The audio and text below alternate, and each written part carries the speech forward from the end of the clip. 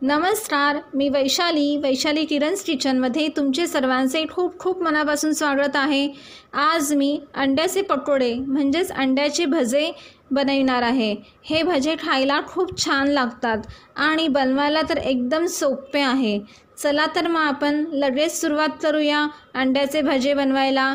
सर्वात आधी इथे एका बाउलमध्ये 1.5 कप चना पीठ घ्यायचे आहे। नंतर यामध्ये 1 टीस्पून लाल तिखट घालायचे आहे, 1 टीस्पून धने पावडर घालायची आहे, 1 टीस्पून मिरे पावडर घालायची आहे, तसंच पाव टीस्पून हळद घालायची आहे आणि 1 टीस्पून ओवा घालायचा आहे। ओवा घातल्याने हे भजे चवीला खूप छान लागतात। आता यामध्ये मी 1 मीडियम साईजचा बारीक चिरलेला कांदा घालायचा आहे। तर यामध्ये मी हा कांदा बारीक चिरलेला घालून घेते। नंतर 2 बारीक चिरलेल्या हिरव्या मिरच्या घालते मी यामध्ये। तुम्ही तुमच्या तिखटानुसार कमी जास्त करू शकतात, कारण मी आधी पण पहिले लाल तिखटसुद्धा घातलेले आहे।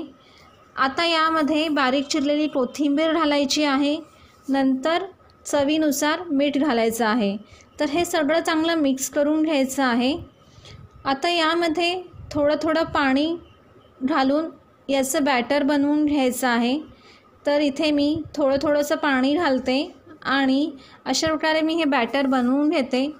आपण जसं भज्याला बनवतो बॅटर तसंच बॅटर बनवून घ्यायचं आहे।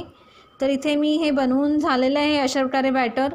आता यामध्ये 1 टेबलस्पून आले लसणाची पेस्ट घालायची आहे आणि पुन्हा एकदा मी हे चांगलं मिक्स करून घेते।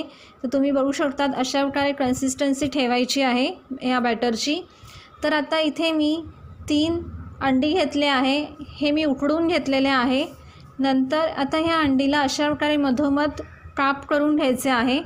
नंतर या अर्ध्या अंडीचे सुद्धा अशा प्रकारे मी 2 भागांमध्ये काप करून घेतले। तर तुम्ही तुमच्या आवडीनुसार अंड्याचे शेप कापू शकतात जसे पाहिजे तसे। तर आता इथे मी अशा प्रकारे हे अंडी कापून घेतलेली आहे। आता इथे मी गॅसवर तेल गरम करायला ठेवलेलं आहे। तर आता ही अंडी जे आपण पीठ बनवलं आहे भज्याचं त्यामध्ये घालायचं आहे आणि त्यावर ह्या पिठाने कोट करायचं आहे।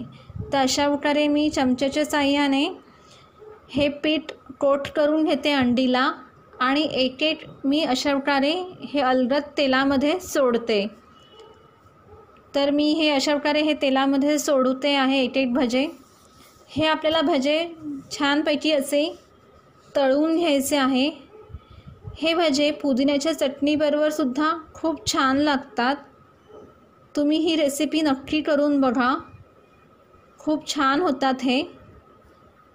तर आता मी हे तळून घेते मस्तपैकी। 3 मिनटं इथे झालेले आहे। आता याला मी पुन्हा दुसऱ्या बाजूने सुद्धा तळून घेते।